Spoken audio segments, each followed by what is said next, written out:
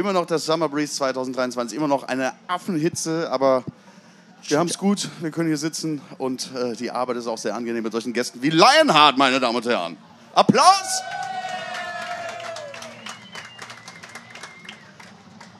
First of all, how are you guys doing?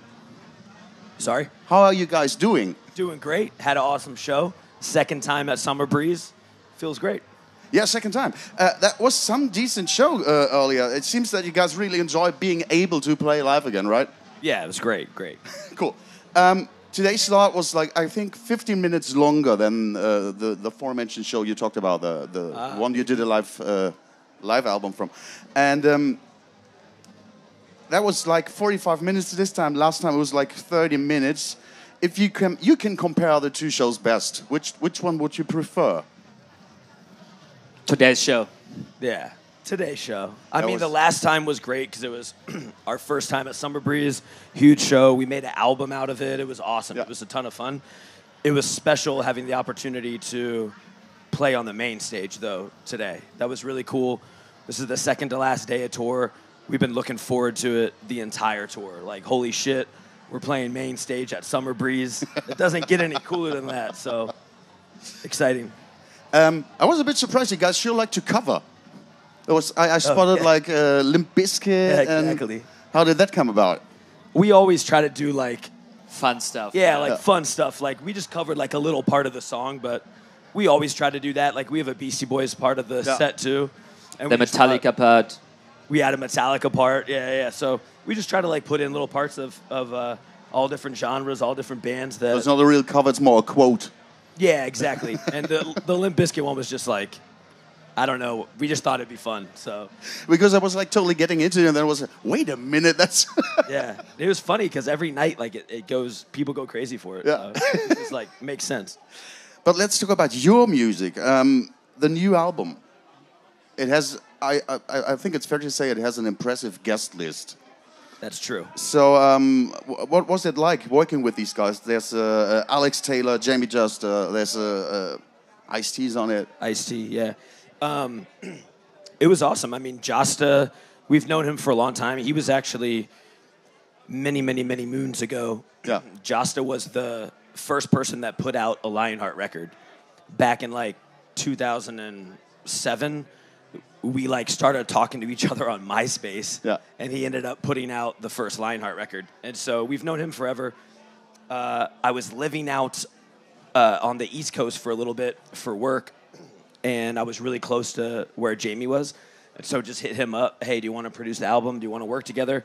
And so I just spent every day in the studio with him doing everything, and it was awesome. And then, of course, we've known Ice from festivals and touring and playing, and I always tell people that ask, like, that dude is the realest.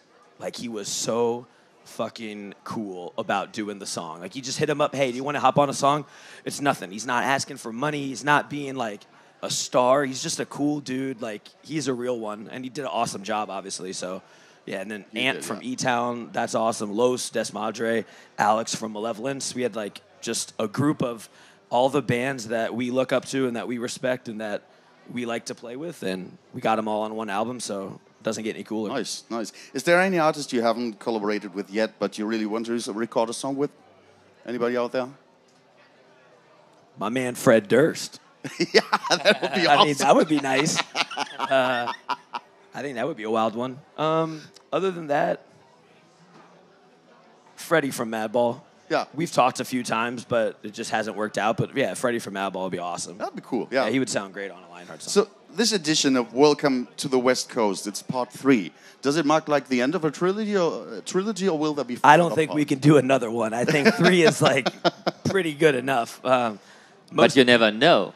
But you never know. But no, I think the trilogy is like a great way to end it, and we didn't even set out to make a trilogy. It was just while we were writing the album, it was like, oh shit, like this it felt a lot different than Valley of Death, and it felt more like the previous 2, Welcome to the West Coast. Like it had the same vibe and style and groove, similar lyrical content, and so it was like, okay, let's just do a trilogy. Fuck it, it'd be cool. You probably hold the record for the shortest breakup. Probably, yeah. In music history. Could you could you just tell us why was that so fast? Could you just not stand being without each other anymore, or what happened? Yeah, dude. I mean, again, like anytime people ask, I give the same answer. It's there's not a great answer other than we just fucked up. Like we've been a band since 2004, so by the time it got to 2016, we've been doing this a long time. Everybody's was getting to the age where they have families and they have careers and they have all these other things going on outside of the music, and it felt like if we couldn't do it full time, then we shouldn't do it at all. Yeah. And so that's why we made the decision to say, okay, you know what, we had a good run, we're out. So have you now found the perfect work-life band balance? Yeah, exactly. And so we're a part-time band. It's like we were trying to figure out stuff to do at home in October, and it wasn't working with everybody's work schedules the other day, so we just say, okay, we won't do it. And that's what it is. We do the band as much as we can because we love it, but family and jobs and other things come first. So we get to do this a couple times a year, and honestly, now that it is a part-time thing, I think we get a lot more fulfillment and joy and satisfaction out of doing it because it's that much more special, you know? It's like today I was thinking to myself before we got on, it was like, holy shit, I can't believe I'm able to do this, you know? How blessed, how grateful I am that I get to go play this show, you know? And so, yeah, short breakup, but we just fucked up. And so now I think doing it part-time has made it a lot easier to maintain. Sometimes I think some people out there think that hardcore songs are always about the same topics. So, but where do you draw your main inspiration from? Yeah, I mean, I think we have, my lyrical content is probably 80% on the same, around the same topics. I try to just talk about the things that I've been through and the way that I grew up and the things that I've seen or the things that I've witnessed. And so when there's other people out there that are going through the same things, that they can hear our music and be able to relate to it. Yeah. When I first got into music in general, that's all I was looking for. I liked rap, I liked hardcore, I liked punk, I liked anything that told a story that related to the same pain I was feeling. And that's the only way that I knew how to communicate with music. And so I like singing about those things, and I like trying to connect with people like that. And so I stay in my lane, and that's what I'm going to sing about, you know? Yeah, that's good. You've been doing this quite a while now. You've been around for quite a while. What are your thoughts about the modern hardcore scene out there? I'll let you answer that, because I need to take a drink. My throat's killing me. I think the modern hardcore scene is great. A lot of new bands coming, especially out of Europe too. Talking about new bands, we have to talk about Slope. They're a new upcoming great style band. Yeah, it's way different than we started doing music, way different, the style. But yeah, I love it. I like it. That's what I was aiming at, because sometimes it doesn't even feel like the same genre anymore, right? I think that's what's cool about it. And that's how it should be. The definition of punk rock or the definition of metal or definition of hardcore should be as broad as you want it to be, you know? And I think that there's a lot of bands that are pushing that envelope. Look at what Turnstile has done. It's crazy. Yeah. Drain, they just played today too. Look at what they're doing. There's so many different bands that are still under the hardcore or punk rock umbrella, but they're pushing the envelope in their own way. I think that's important. Yeah, so awesome. You think there's not only room for the old school stuff? Nah, hell no. I think it's awesome. You should continue pushing the envelope as much as you can. Awesome. I actually like it even more since it kind of was boring for a short time, you know? Every new band sounded kind of the same, and everyone was too scared to try something new.